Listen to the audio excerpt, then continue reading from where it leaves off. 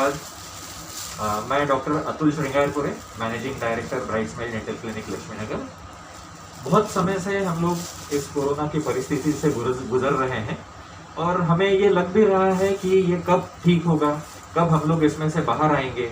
और सबकी कोशिश चालू है, सब एक दूसरे का साथ दे रहे हैं, लेकिन फिर भी कहीं ना कहीं जन सामान्य में एक गलत फहमी है कि अगर ये चीज हमें हो गई तो इसमें से कोई निवारण नहीं है, या ये ठीक नहीं हो सकता है, या इसमें से हमारी किसी की जान जा सकती है, या जिसको भी ये होता है उसको अपने जान से हाथ धोना पड़ता है। और ये कहीं पे भी फैल सकता है, ये हवा में भी हो सकता है। और इसके वजह से कुछ लोगों ने बहुत ज़्यादा एक के ऊपर एक मास्क पहनना शुरू कर दिया। उनको उसके वजह से ऑक्सीजन की कमी हो गई तो दम घुटने लगा। कुछ लोगों ने मास्क पहनना बिल्कुल ही छोड़ दिया और उसके वजह से उनको इन्फेक्शन जल्दी हो गया। कुछ लोगों ने गाइडलाइंस फॉलो किए जो सरकार ने बनाई थी और सोशल डिस्टेंसिंग का पालन किया, यहाँ वहाँ बिना काम के घूमना बंद किया, वो जरूर सेफ्टी भी रहे। एक चीज है, एज अ डेंटल सर्जन मैं आपको बताना चाहूँगा कि अगर आपके दांत में दर्द है या आपको दांत या मसूड़ों की कोई बीमारी है जिसके वजह से आपको डेंटल क्लिनिक जाने की जरूरत पड़ रही है, तो आप बिल्कुल भी घबराइए मत। सबसे पहले आपके डॉक्टर को आप कॉल कीजिए, उन्हें पहले अपनी बीमारी के बारे में, अपनी तकलीफ के बारे में बताइए। हो सकता है कि वो आपको फोन पर मैसेज करके या वीडियो कॉलिंग करके आपके तकलीफ का निवारण कर दें, आपको कुछ दवाई बताएं, ताकि कुछ समय तक आप क्लिनिक में ना जाएं तो भी चल सकता है। बट अगर बार बार दवाई देने के बाद में भी ये अगर ठीक नहीं हो रहा है तो आपको डेंटल क्लिनिक जाने की जरूरत रह सकती है, लेकिन इसमें घबराने की कोई बात नहीं है। इंडियन डेंटल एसोसिएशन ICMR के गाइडलाइंस के हिसाब से जो पेशेंट्स है उनकी केयर और उनकी सेफ्टी सबसे पहली प्रायोरिटी पे आता है। हर पेशेंट का प्रॉपर टेम्परेचर स्कैनिंग और पल्स ऑक्सीमीटर से पहले निदान किया जाता है। उससे एक कंसेंट फॉर्म भराया जाता है कि वो कौन से एरिया से आ रहे हैं और कहाँ रहते हैं, उनका मोबाइल नंबर लिया जाता है, ताकि इनकेस अगर कोई ऐसी अनहोनी घटना उनके आसपास में हो या ऐसे महसूस हो तो उन्हें उसमें से बचाया जा सके, इसके लिए ये है।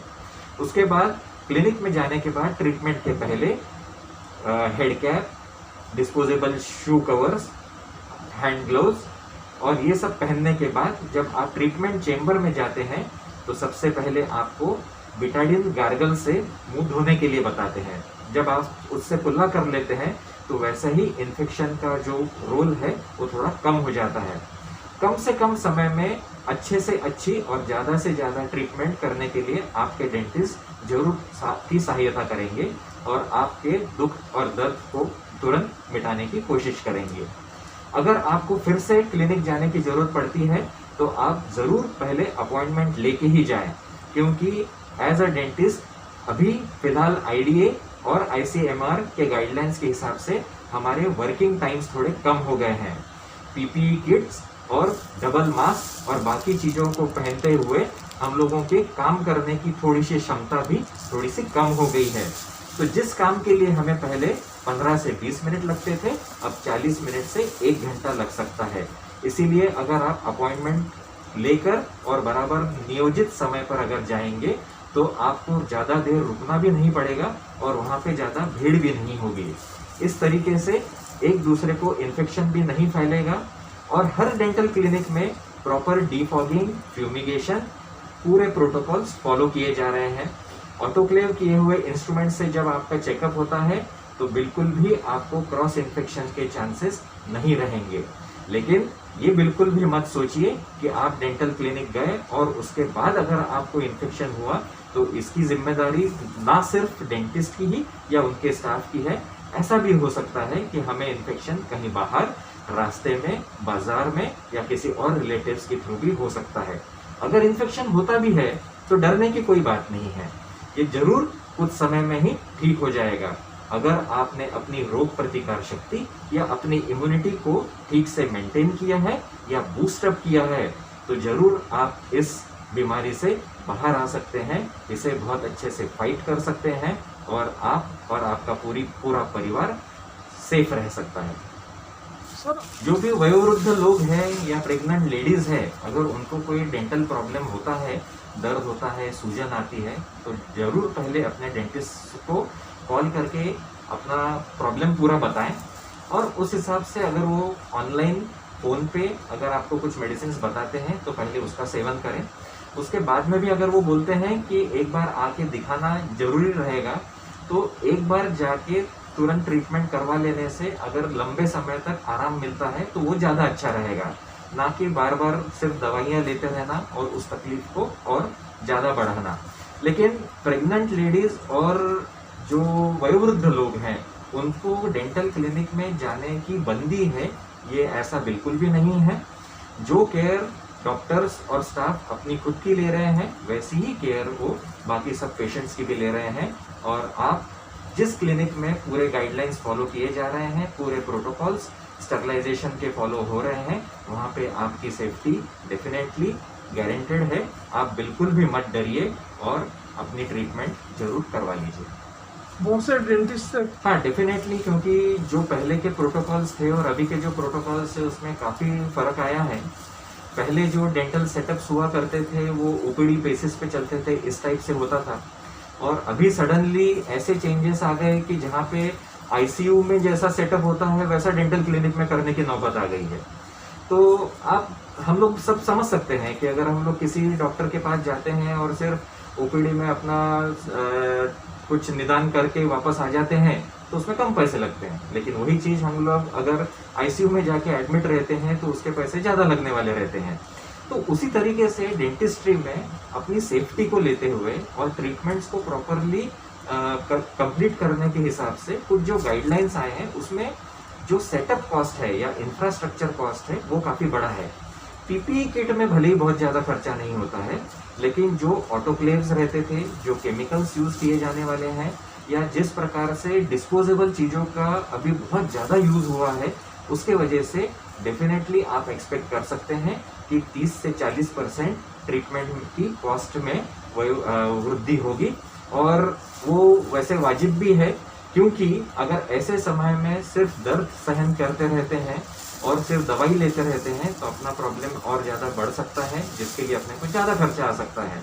तो उससे अच्छा 30 to 40% का जो एक्सपेंस हाइक हुआ है वो डेफिनेटली वैलिड है और सभी लोग उसको एक्सेप्ट कर भी रहे हैं। किसी ने हम लोगों को बताया हुआ है कि सबसे पहले आपने सबका टेम्परेचर स्कैनिंग करना चाहिए, उसके बाद पल्स ऑक्सीमीटर से ऑक्सीजन सैचुरेशन चेक करना चाहिए, एक प्रॉपर हिस्ट्री लेनी चाहिए, क्योंकि कभी कभी ऐसा भी हो सकता है कि जैसे थोड़ा सा भाग दौड़ करके आए हैं या जल्दी जल्दी में आए हैं, तो उसमें भी थोड़ा सा आपका ऑक्सीजन सैचुरेशन कभी कभी कम होता है।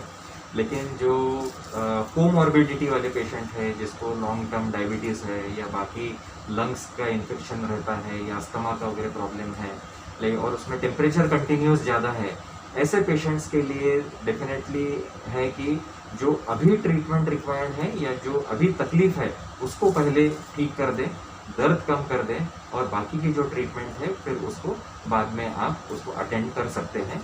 अगर ऐसा लगता है कि ये प्राइवेट क्लिनिक में आपके सेटअप में ये नहीं हो सकता है तो सभी डेंटिस्ट यही सजेस्ट करते हैं कि या तो गवर्नमेंट मेडिकल कॉलेज या बाकी जगह जहाँ पे इस चीज़ों को प्रॉपरली और अच्छे से हैंडल किया जा सके वहाँ पे जाके आप उसको अटेंड कर सकते। जरूर हुआ है, मतलब जैसे कि सब जन सामान्य लोग भी डरे हुए हैं वैसे डॉक्टर्स भी डरे हुए हैं, क्लिनिक के स्टाफ में भी डर है, और जो लोग क्लिनिक में आके काम कर रहे हैं उनके घर परिवार में भी काफ़ी डर है।